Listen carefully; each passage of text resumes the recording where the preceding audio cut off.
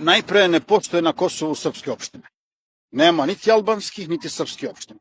Ima opština, dobro, ja sam vas slušao, ima opština sa većinskim stanovništvom koji su Albanci, većina opština su takva, ali ima i opština koji su sa većinom stanovništvom Srbi.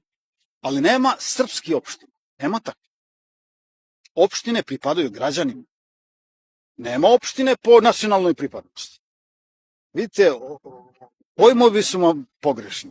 Ali to Prvo, stoji drugo, u dokumentima potpisano. ne stoji tako. 2013. U Briselskom sporazumu stoji. Ovako, možda u Beogradu postoje takve dokumente. Ne u Beogradu, U Briselu. u Briselu je U potpisano. Prištini nema opština po nacionalnoj pripadnosti. Ima pojedinaca po nacionalnoj pripadnosti. Ne može da bude opština srpska. Ne može zatražiti nešto kod drugoga ako nisi u stanju da uspostaviš taj zahtev kao princip odnosa.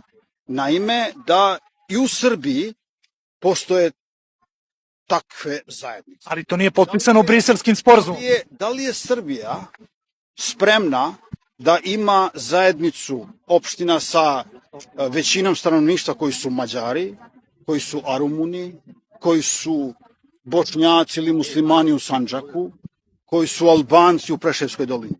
Ali to nije bio predmet Briselskog sporazuma. Ne možeš sad ti da tražiš kod drugoga ono što nisi spreman da uradiš u svojoj kući. Ali to niko nije ni zahtevao od Beograda. Jer važno je